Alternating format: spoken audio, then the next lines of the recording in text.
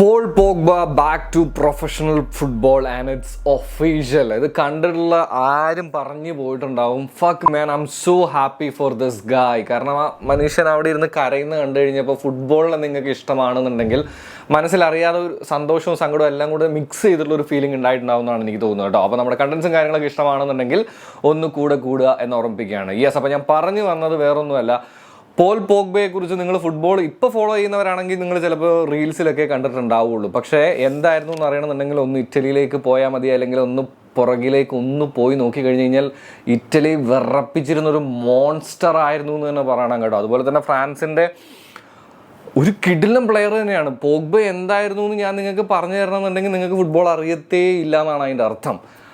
And ഈ ജുവനസിലുണ്ടായിരുന്ന സമയത്ത് almost പുള്ളിയുടെ ഈ ബാൻ വരുന്നതിന് തൊട്ട് മുമ്പ് ഒരു ഇഞ്ചറിയും അത് കഴിഞ്ഞ് ഈ ബാനും എല്ലാം കൂടെ കഴിഞ്ഞ് കഴിഞ്ഞിട്ട് ഇങ്ങനെ തിരിച്ചു വരിക എന്ന് പറയുന്നത് ഒരു സിമ്പിൾ കാര്യമാണ് എന്ന് വിചാരിക്കരുത് കേട്ടോ. ഫുട്ബോളിൽ ഇത് ആദ്യത്തെ സംഭവമൊന്നും അല്ലെങ്കിലും എസ്പെഷ്യലി സോഷ്യൽ മീഡിയയൊക്കെ കുട്ടികൊണ്ട് വാണിരിക്കുന്നൊരു സമയമാണല്ലോ. ഒരുപാട് ഇൻസൾട്ട്സും കാര്യങ്ങളും എല്ലാം കേൾക്കുന്നതിൻ്റെ ഇടയിൽ തന്നെയാണ് പുള്ളി തിരിച്ച് പ്രൊഫഷണൽ ഫുട്ബോളിലേക്ക് വരുന്നത്.